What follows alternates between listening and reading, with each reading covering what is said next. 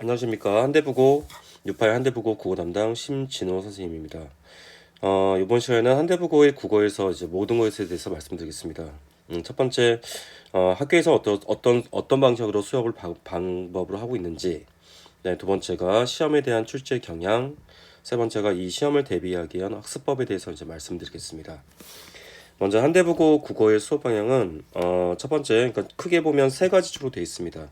첫 번째가 교과서, 비상, 그 다음에 비상 중에서 이제 박안수라는 사람이 썼던 비상 박안수라는 교재를 씁니다. 두 번째는 부교재입니다. 부교재는 매년마다 바뀌기도 하는데, 그러니까 또 이어서 그 부교재가 선정되기도 하고요. 그다음에 올해 같은 경우는 이 부교재가 새로운 교재를 썼습니다. 그래서 내용은 고등국어 고고 기본편이라는 작품이고요. 그다음에 세 번째는 학교 프린트가 나오기도 합니다. 근데 학교 프린트는 다른 어떤 비상 교과서라든지 그 다음에 부교재에 비해서 뭐 이렇게 많이 나오는 편은 아니고요. 그러니까 어떤 부분에서 이제 관련 있는 부분에서 한 장 또는 두 장 정도 이런 프린트물 이렇게 나옵니다.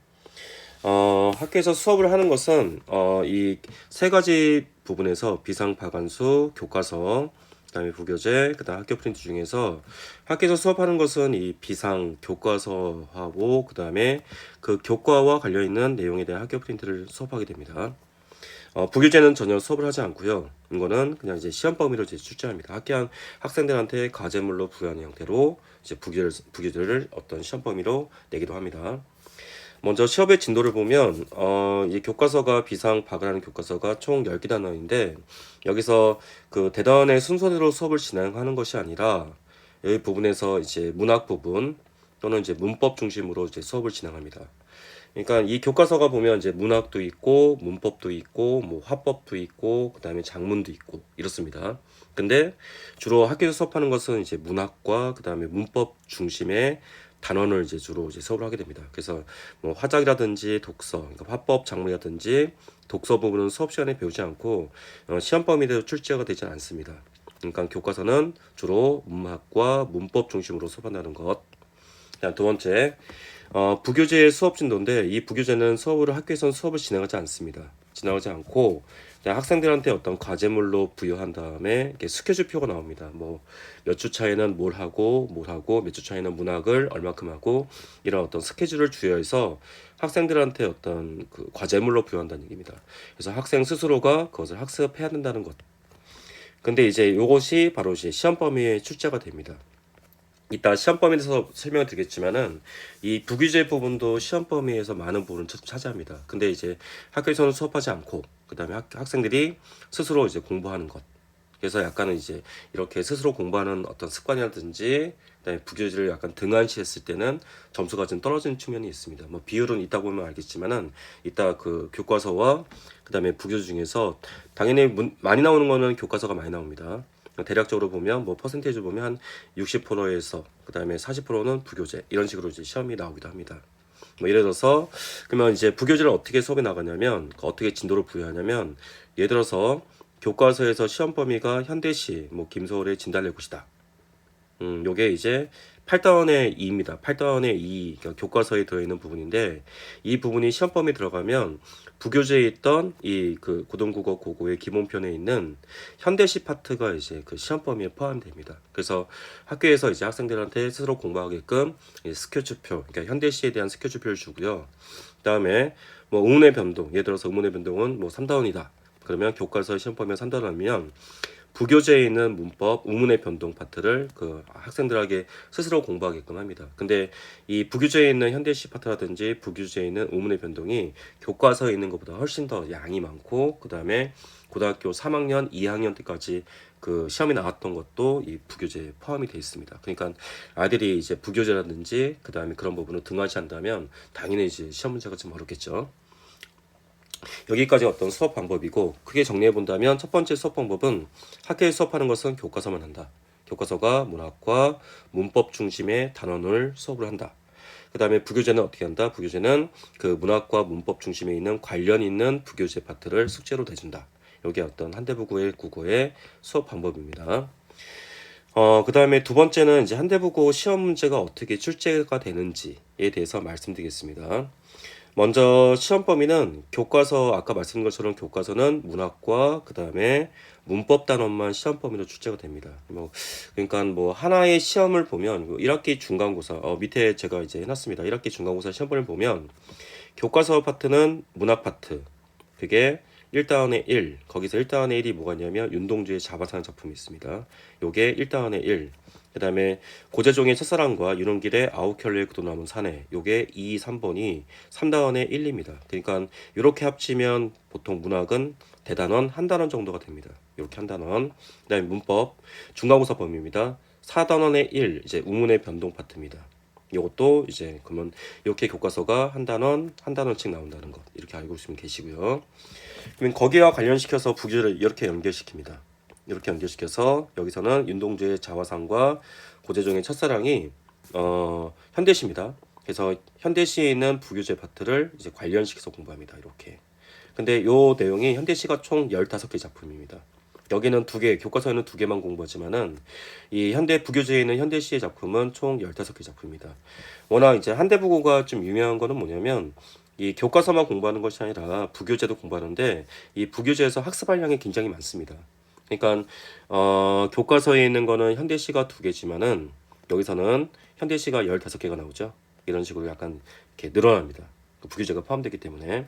그 다음에 그 세 번째에 있는 교과서의 세 번째에 있는 윤은길의 아홉 켤레의 구도 남은 사내 같은 경우는 요거는 현대소설입니다. 마찬가지로 이 현대소설도 부교재에 있는 현대소설 파트 그래서 현대소설 총 6개의 작품 이 작품을 연결시켜서 이렇게 시험에 내게 됩니다. 그러니까 교과서는 2개의 작품이지만 현대시가 2개지만은 부교재와 포함시켰을 때는 총 15개의 작품 된다는 얘기. 그러니까 양이 좀 늘어나겠죠.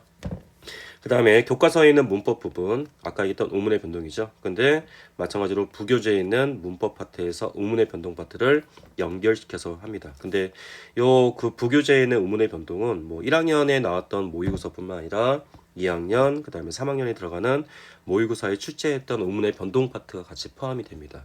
근데 요 부교재는 아까 말씀드린 것처럼 수업을 하지는 않고 학생들한테 이제 과제물로 부여합니다. 그래서 요거까지도 철저하게 해야지만 성적이 나온다는 것. 그 다음에 하나 더 추가시키면 이제 모의고사 파트가 있습니다. 그러니까 크게 본다면 한대부고는 출제 경향이 교과서, 부교재, 모의고사. 근데 이 모의고사는 들어갈 수도 있고 들어갈 때도 있고 안 들어갈 때도 있고 보통 일반적으로 보면 이제 그 3번을 시험 보게 되는데 모의고사를 첫 번째 중간고사 같은 경우는 3월 달에 봤던 전국 학력평가 모의고사 있죠. 요 분이 전체가 들어가는 경우도 있고 그 다음에 때에 따라서 이제 하나만 들어가는 경우가 있습니다. 그래서 하나가 이제 요번 파트는 요번 중간고사에서는 이제 문학 파트에서 현대시, 현대소설, 고전시가, 고전소설 또는 수필 이런 것들이 포함이 됐습니다. 그러니까 모의고사가 전체가 들어가는 것이 아니라 이렇게 영역 어떤 영역을 골라서 내기도 하고 45문항 전체를 내기도 하고 이거는 때에 따라 달라집니다. 이렇게 본다면 1학기 올해 나왔던 1학기 중간고사의 범위에 대해서 말씀드린다면 다시 한번 정리해드립니다. 교과서와 부교재와 모의고사 파트. 모의고사는 그 중간고사가 보는 시점에 봤던 모의고사를 갖고선 내기도 합니다. 여기까지가 이제 1학기 중간고사 시험 범위고요. 그 다음에 이제 요번에 봤던 그러니까 1학기 그 2학기 중간고사 범위. 그러니까 본 지 얼마 안 됐죠. 요 범위를 통해서 이제 어떻게 문제가 나오는지에 대해서 말씀드리겠습니다. 똑같습니다. 교과서, 문학, 문법 한 단원씩 출제했고요. 그 다음에 부교재 마찬가지입니다. 부교재도 이 문학 파트인데 여기서는 고전 시가와 고전 시가입니다. 그러니까 시조와 그다음에 정철이라는 사람의 고전 시가 그렇기 때문에 부교재도 관련시켜서 고전 시가를 출제했습니다. 근데 여기서는 총 16개 작품. 양이 좀 많습니다. 또 아이들이 좀 어려운 파트가 고전 시간이기 때문에 약간 좀 체감 난이도가 좀 높았습니다. 그다음에 문법은 이번에는 국어의 문법 요소, 높임, 시간, 피동, 사동, 그다음에 뭐 인용 이런 표현에 관련된 것을 부교재와 관련시켜서 냈습니다. 그다음에 이번에는 모의고사를 냈는데 이번에는 3월 달과 그다음에 9월 달에 봤던 지금 시험이 10월 달에 봤기 때문에 이제 9월 달에 봤던 모의사를 갖고 오는 거죠. 근데 요거는 위에서는 이제 그 중간고사에서는 문학 파트만 나왔는데 요번에는 문학 파트가 아니라 문법 영역입니다. 3월 달과 9월 달에 대한 문법 영역이 시험에 출제가 된 겁니다. 이런 식으로 나왔는데 3개 파트입니다. 항상. 여기서 본다면 이제 출제 문항수를 한번 보겠습니다. 여기서 보면 지금 묶어놓은 것은 문학 부분, 그 다음에 문법 부분입니다. 이렇게. 그래서 총 한대부고는 또 특징이 시험 범위가 많지만은 굉장히 시험 범위가 많습니다. 하지만은 문항수가 12개, 8개, 총 20개 문항입니다. 그러니까 하나당 배점이 5점씩 또는 적으면 3점, 3.3, 높으면 5점씩. 그러니까 한 문제를 틀리면 등급 하나에서 2개 정도가 떨어집니다. 그러니까 문항수가 적기 때문에 뭐 일반적인 학교 같은 경우는 한 33문항 정도 나옵니다. 33문항 정도. 근데 한대부고는 지금 문제 수가 20문항이라는 거. 이따가 이제 문항 수에 대해서 이제 말씀드리겠습니다. 여기서 본다면 문학이 12문항이 나왔고 2학기 중간고사입니다. 그 다음에 문법의 출제가 8문항이 나왔습니다. 근데 여기서 잘 봐야 될 것은 뭐냐면 요거를 좀 잘 봐야 됩니다. 교과서, 그러니까 아까 서두에서 말씀드린 것처럼 부교재는 시험 범위에 포함되지만은 학교에서는 수업을 안 해준다고 얘기했습니다. 그런데 출제 경향을 보면 교과서가 객관식이 2개, 서술형이 하나, 그다음에 부교재가 객관식이 3개가 나왔습니다. 그러니까 부교재도 열심히 해야지만 점수가 나온다는 거. 근데 혼자 하기가 힘들다는 거. 특히 이 고전시가 같은 경우는 고전시가 파트에서는 우리 아이들이 좀 어려워하는 파트까지 많이 나옵니다. 뭐 면왕정가, 상충곡, 학교에서 저는 배우지 않은 거, 그다음에 삼이인곡도 마찬가지고요. 그렇죠? 이런 식으로 이제 아이들이 스스로 공부하기가 좀 어렵다는 거. 그래서 이 부교재도 객관식이 3문항이 나왔고, 더 나가서 교과서와 부교재를 섞기도 합니다. 섞어서 객관식이 5문항, 그다음에 서술형이 1문항. 여기서 본 것처럼 거의 퍼센티지가 한 교과서가 60, 그다음에 부교재가 한 40 정도가 나옵니다. 그 다음에 문법부입니다. 문법부도 마찬가지로 교과서와 부교재가 연계됩니다. 같이 연계돼서 5문항, 그 다음에 서술형이 1문항 이런 식으로 나오고요. 그 다음에 모의고사 영역, 요거는 객관식이 2개 나왔습니다. 이런 식으로. 그러니까 학교에서 배우는 거는 교과서만 배우는데 시험에 출제하는 것은 부교재뿐만 아니라 모의고사도 다 출제가 돼야 된다는 것. 중요한 어떤 포인트가 되겠죠. 대략 비율이 60%, 그 다음에 40% 정도 된다는 것. 그 다음에 두 번째, 여기까지가 이제 교과서와 부교재의 어떤 출제 수가 얼만큼 되는지에 대해서 말씀드렸습니다. 그 다음에 이제 시험의 출제 문항수에 대해서 이제 설명드리겠습니다. 요 문항수는 보통 1학년 때부터 뭐 3학년 때까지는 거의 다 비슷합니다. 문항수가 한 20문항. 근데 선택형 문항이 객관식이겠죠. 17문항. 그 다음에 70점. 그 다음에 서술형 문항이 3문항. 근데 30점. 그러니까 서술형 문항은 뭐 한 문제당 한 10점 정도가 됩니다. 근데 거기서 이제 요구하는 것은 여러 개의 답을 요구해서 부분 점수가 있기도 하고. 근데 이제 그 한대부고는 약간 틀린 점이 좀 있습니다. 이따가 그 다시 한번 설명드리겠습니다. 여기서 말씀드린 거는 이제 객관식 문항은 17문항. 그 다음에 서술형 문항은 3문항. 그래서 배점이 17문항에서 70점, 그 다음에 3문항에서 30점 이렇게 되고요. 시험 시간은 50분입니다. 근데 이제 이게 문항 수가 적지만은 페이지 수가 좀 많습니다. 페이지 수가.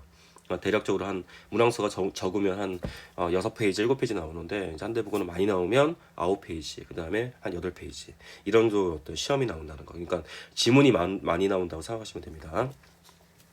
그 다음에 또 중요한 특징. 타 학교에 비해서 문항 수가 적습니다. 20문항. 그래서 문항의 어떤 배점이 되게 크다는 거.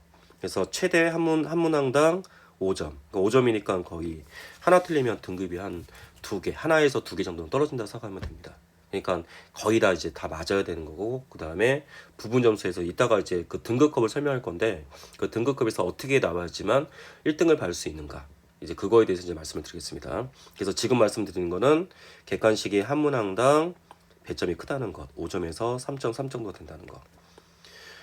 근데 보통 이제 타학교 같은 경우는 뭐 2점 몇, 그 다음에 1점 몇 이렇게까지 나오기도 합니다. 근데 이제 우리는 그 한대부고는 점수가 크기 때문에 그 5점에서 3.3 정도 된다는 것.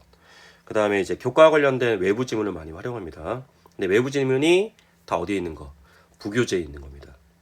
그러니까 이제 특별하게 우리가 안 배운 내용을 갖고 온다, 이제 그거는 없고, 그러니까 학교에서 안 배운 내용을 갖고 왔지만은 그건 결국 다 부교재와 그다음에 모의고사에 있다는 거.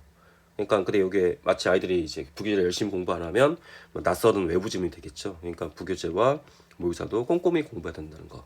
근데 이제 생뚱맞게 이제 다른 우리가 안 배운 부분에서 갖고 오지는 않습니다. 그러니까 타 학교에서 보면 좀 이렇게 아이들이 이제 부교재가 없기 때문에 타 학교는 부교재가 없기 때문에 외부 지문을 많이 갖고 옵니다. 그래서 이제 학교에서 안 배웠던 외부 지문. 근데 한대보고는 워낙 시험 범위가 많기 때문에 그 모의고사라든지 부교재에서 외부 지문을 활용해서 이제 출제합니다. 그러니까 엄밀히 본다면 제 시험 범위에 대한 양은 많지만은 꾸준히 하고 꼼꼼하게 한다면 이렇게 잘 나올 수 있는 어떤 학교 시험 형태가 한대부고라 볼 수 있습니다. 근데 이제 아이들이 워낙 이제 시험 범위가 좀 방대하기 때문에 양이 많습니다. 아이들이 공부하기 되게 힘듭니다. 그래서 이제 그런 이제 꼼꼼함이 더해야 되는데 양이 많기 때문에 그 꼼꼼함에서 이제 얼마큼의 이제 꼼꼼했냐 안 했냐에 따라서 등급이 갈라지기도 합니다. 그 다음에 또 특이한 특징이 있는데 한대부고는 이제 서술형 문장이 있습니다. 서술형 문항이 있으면 대략적으로 보면 서술형이 그러니까 한 문항당 여기서 세 문항이었죠.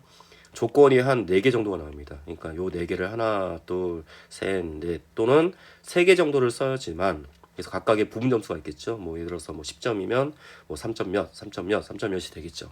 또는 4개면 뭐 2점씩, 2점 몇, 3점씩, 3점씩 이렇게 해서 총 10점이 됩니다. 그래서 보통 타 학교 같은 경우는 요게 그 하나의 조건에당 하나의 문항이 있으면 거기에 4개 문항이 걸려 있는데 이렇게 걸려 있습니다. 거기에 뭐 2점, 2점, 3점, 3점 이런 식으로 이렇게 부분 점수가 배당이 됩니다. 그래서 아이가 썼을 때 4개 다 맞았다. 그럼 4개 다 맞았다. 그러면 다 10점이 되겠죠. 근데 여기서 하나 틀렸다. 뭐 첫 번째 있는 조건에 대한 하나 틀렸다. 그러면 합의해서 요게 7점이 됩니다. 근데 한대부고는 이제 그렇지 않습니다. 한대부고는 약간 특이한 방법을 써서 어떻게 하냐면 예를 들어서 첫 번째 있는 요거 2점짜리 문제가 틀렸습니다. 그러면 타 학교는 총 합쳐갖고 7점이겠죠. 근데 한대부고는 그게 아니라 틀렸던 문제 맞았던 점수 7점에서 요 틀린 문제를 뺍니다. 빼서 토탈 5점이 됩니다. 5점이. 그러니까 이걸 상세라 부릅니다. 상세. 그러니까 딴 학교는 없는 거죠. 딴 학교는 그냥 틀렸으면 여기서 틀렸으면 틀린 거. 하지만 한대보고는 요 맞은 점수에서 틀린 오답을 빼서 5점이 된다는 얘기. 그러니까 모르면 쓰지 말라라는 얘기입니다. 모르면 쓰지 마라. 이걸 안 쓰게 된다면 그냥 상세가 안 됩니다. 상세가 안 되고 그냥 7점. 써서 오답이 되면 그거는 상세가 돼서 5점 이렇게 된다는 거. 그래서 이제 정확히 알 때 쓰고 모른다면 쓰지 말고 이렇게 해야지 또 점수가 올라가겠죠. 그래서 약간 상세가 있다는 것을 말아놓으면 됩니다. 서술형 문제 중에서. 자, 그래서 여기서 뭐 시험에 대한 문항수, 뭐 특징을 설명한다면 문항수가 적다. 그 다음에 배점이 크다. 그 다음에 상세가 있다. 그 다음에 서술형에 부분 점수가 있지만은 이 부분 점수 있는데 이 그 오답된 부분이 맞은 점수에서 뺀다는 거, 이 상세가 있다는 거 이렇게 보시면 될 것 같습니다. 그 다음에 지금 궁금한 점이 있을 텐데요. 이제 한대부고 시험에서 어떻게 등급이 나올까? 이제 그 얘기입니다. 먼저 작년도랑 그 다음에 올해 거를 좀 갖고 왔습니다. 1학기 중간고사를 갖고 와서 좀 설명을 드렸는데, 이게 매년마다 다릅니다. 매년 작년도 1학기 중간고사는 98점입니다. 그러니까 아까 나왔던 객관식 문제가 아까 5점에서 3.3점이죠. 만약에 시험 문제가 이렇게 쉽게 나왔다면 서술형에서 부분 점수 하나 정도가 틀려야지 1등급이 나옵니다. 다 맞거나 서술형에서 부분 점수 정도 감점이 돼야지 이렇게 나온다는 거. 98점 나온다는 거. 근데 요거는 작년도 기준입니다. 작년도는 좀 문제가 쉬웠고요. 근데 올해 같은 경우는 좀 어려웠습니다. 올해 같은 거는 보통 일반적으로 보면 한 95점에서 94점 정도가 되는데 이번에 중간고사는 92점. 92점이면 객관식 정도 한 하나 두 개, 낮은 점수 하나 두 개 정도 틀면 1등이 나옵니다. 그래서 저희 아이 같은 경우도 이제 1등하고 2등이 나왔는데 그 아이 밑에 보면 이제 그 점수가 나옵니다. 이 아이 같은 경우는 요게 이제 그 중간고사 시험에 석차네요. 이 학생은 지금 2등 했네요. 2등인데 받은 점수가 이제 96점이 나왔습니다. 96점. 그러니까 일반적인 시험으로 본다면 96점이면 1등급 거의 마지막 정도가 됩니다. 마지막에서 아니면 2등급 그 초반대가 되거나 아니면 시험 난이도가 좀 어려웠으면 1등급이 나오겠죠. 근데 이 학생은 2등이 나온 겁니다. 그러니까 그만큼 시험의 점수가 높았다는 거. 그 다음에 여기서 좀 주의할 게 뭐냐면 원점수가 29점이죠. 그러면 요거는 이제 100점 만점으로 봤을 때 받은 점수가 96점이라는 얘기입니다. 그 다음에 합계가 이제 88.80. 요게 원점수. 이게 원래 이제 30점으로 만점으로 기준하는 거죠. 그래서 여기서 보면 이게 무슨 말씀이냐면 이렇게 해서 요게 이제 기말고사 1학기 기말고사 성적입니다. 다른 학생 건데 여기서 보면 이 국어가 중간고사가 30% 들어갑니다. 그다음에 기말고사가 30% 들어가고 그다음에 요게 이제 40%, 그다음에 요 20% 합쳐갖고 수행평가가 40이 들어간다는 거. 그래서 중간고사 시험은 30점, 총 만점 30점이겠죠. 그래서 원점수가 29점으로 보는 겁니다. 그래서 플러스 1점. 그다음에 국어가 기말고사가 30점. 요것도 이렇게 합쳐서 시험은 총 60%가 전체 그 1학기의 그 시험에서의 60점이 바로 중간고사와 기말고사 점수고, 그다음에 수행평가는 20점, 20점, 총 40점입니다. 그래서 이게 학기마다 이제 1학기 기준으로 본다면 그 총 100점 만점에 중간 30점, 기말 30점, 그다음에 수행 40점 이렇게 해서 등급을 산출하게 됩니다. 그래서 이 학생이 중간고사의 성적이 이렇게 나오는 거죠. 30%가 되는 겁니다. 그래서 원점수가 29점. 30점인데 여기서 이제 반올림해서 29점이 된 겁니다. 근데 여기서 이제 중요한 건 뭐냐면 이 학생이 총 30점이 만점이었을 때 원점수가 29점인데 이제 과목의 평균입니다. 과목의 평균이 18.1이 나옵니다. 18.1. 그럼 18.1이면 대략적으로 계산하면 나오죠. 이게 반 했을 때 만약에 이게 100점 만점을 했을 때는 100점 만점을 했을 때 30점이니까 50점이면 15점이 되는 겁니다. 요게 15점. 그쵸? 그러면 이제 대략적으로 한 60점에서 55점 사이가 바로 요 과목의 평균입니다. 일반적으로요. 그쵸? 이렇게 30점 만점에 18점이니까. 근데 주위에서 볼 거는 요 6점이라는 표준 편차입니다. 표준 편차. 이 표준 편차는 뭐냐면 이렇게 평균이 있었을 때 요게 그 최고점과 최저점의 어떤 그 간격을 얘기한 겁니다. 6.2가. 그러니까 평균을 기준으로 양쪽으로 6.2 정도의 편차가 보인다는 거.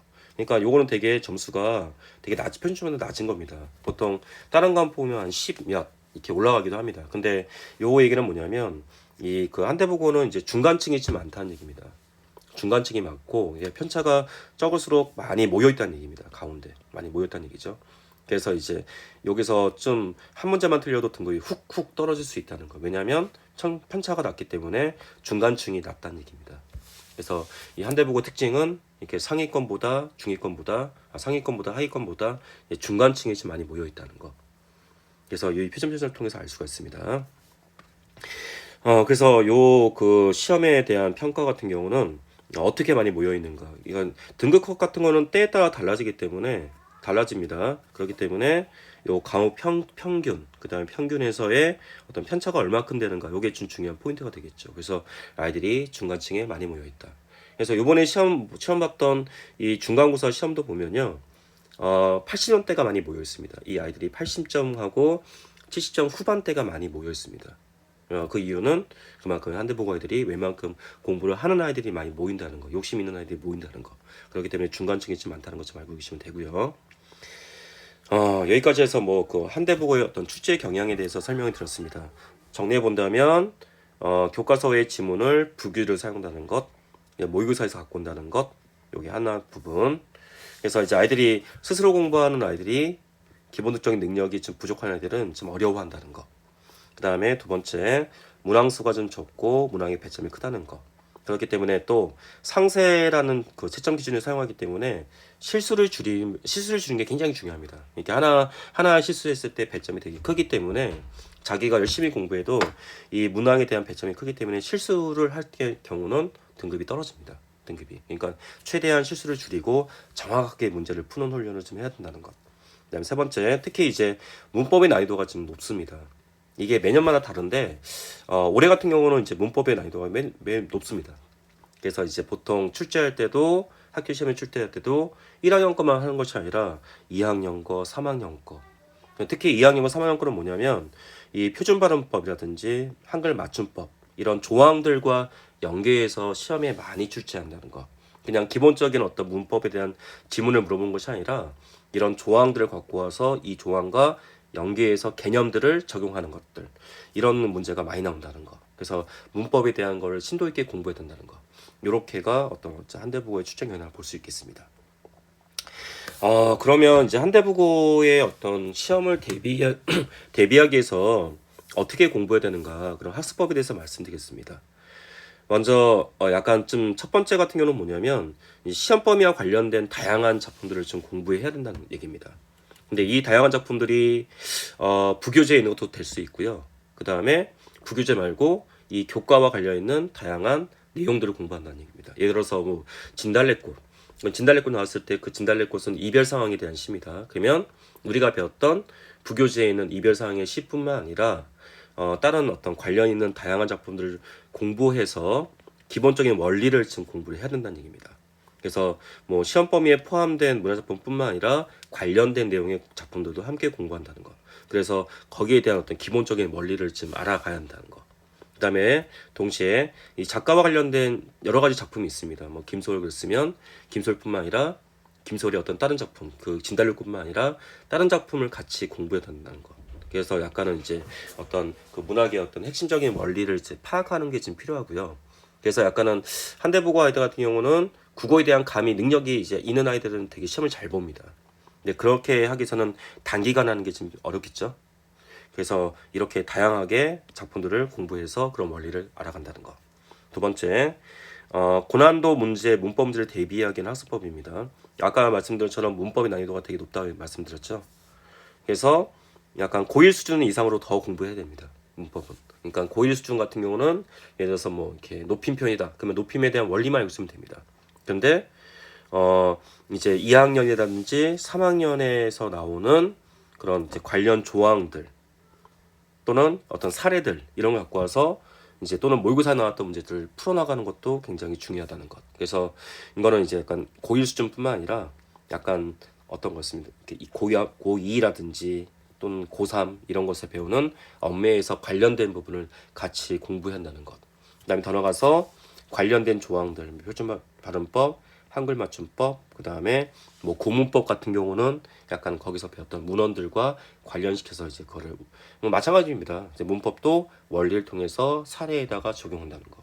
그렇게 훈련을 해야 되는 것입니다. 그다음에 세 번째, 문학작품의 어떤 분석 능력. 그러니까 암기하는 것이 아니라 그러니까 이제 중학교 때처럼 했던 어떤 암기, 그다음에 외우고 문제 풀고 이렇게 하면 효율성이 떨어집니다. 왜냐하면 이 한대부고 같은 경우는 암기를 물어보는 게 아니라 그러니까 문학에 대한 어떤 기본적인 원리, 그 원리가 어떻게 공부해야 되는지 그런 것을 공부해 나가야 됩니다. 그래서 이렇게 더 나가서 문학 개념, 그러니까 기본적인 개념, 그 다음에 뭐 갈래 같은 것들을 하나씩 알아가는 게 중요해야 합니다. 여기까지가 뭐 이렇게 세 가지가 뭐 원론적인 얘기인데 어쨌든 이제 국어를 공부하기 위한 어떤 학습 방법이 1번과 2번과 3번이 되겠습니다. 여기까지가 뭐 한대부고 국어를 대비하는 학습법인 거고요. 그 다음에 이제 한대부고 이제 예비고일의 어떤 그 개강하는 거에 대해서 말씀드리겠습니다. 저는 이제 지금 거의 한 9년째 한대부고를 하고 있고요. 이제 웬만한 이제 한대부고 아이들은 제 이름을 많이 압니다. 그래서 이제 지금 현재 1학년, 2학년만 거의 한 100명이 됩니다. 1학년, 2학년 100명이 되고요. 한대부고 아이들이요. 그래서 이제 한 예비고는 이제 제가 이제 9년 동안 이제 예비고를 한대부고만 담당했기 때문에 이제 선생님들이 많이 안 바뀝니다. 그래서 한대부고의 어떤 출제 경향에 대해서 정확히 알고 있고요. 그래서 이제 아이들이 한 번쯤 저랑 이제 수업을 다 대부분 다 합니다. 한대부고 아이들은. 그래서 뭐 저 같은 경우는 많이 이제 이름을 들어보실 겁니다, 언니. 그래서 이제 뭐 올해 같은 경우도 뭐 2학년 같은 경우는 이제 뭐 90점이 이제 한대부고 2학년은 엄매라는 작품을 공부하고 있는데 이제 언어만 매치입니다. 근데 이제 그 학교 전체에서 이제 90점대가 9명 나왔는데 저 같은 경우는 이제 2학년에서 6명이 나왔습니다. 1등급이 9명 중에서 6명. 되게 많이 나온 거죠. 그래서 현재 이제 한대부고 1, 2등급을 이제 가장 많이 갖고 있는12학생이 이제 저 선생님이 이제 제가 접니다.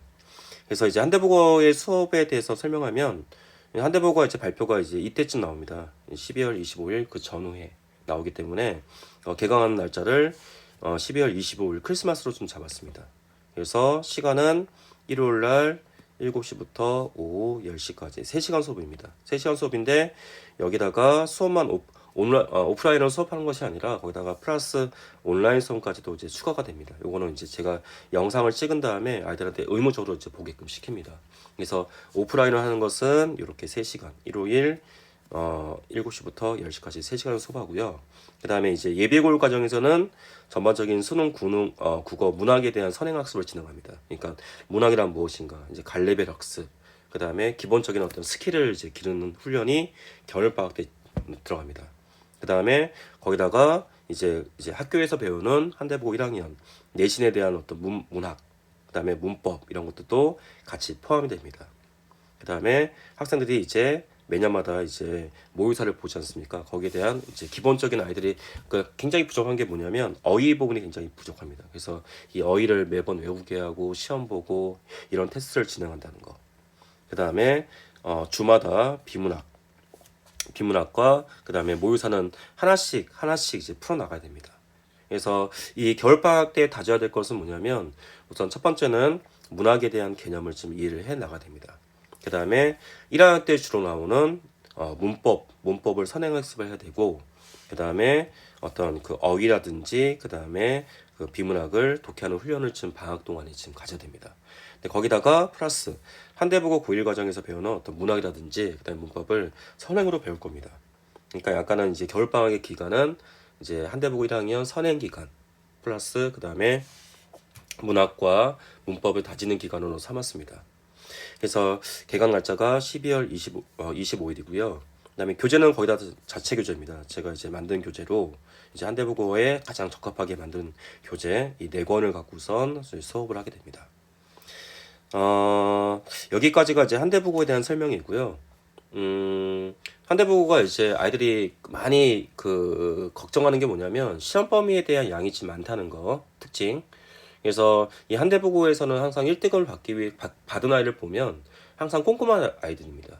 열심히 하고, 그러니까 그때 다 모든 시험이 다 똑같겠지만 특히 한대부고의 국어 같은 경우는 이제 꼼꼼함이 많이 필요하다는 거.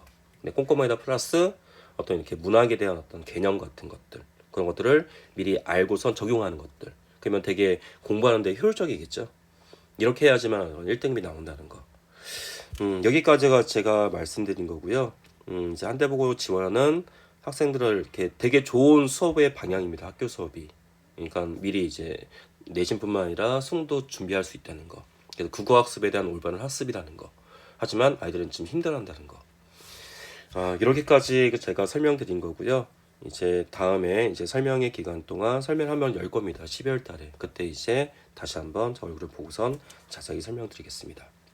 예, 여기까지입니다.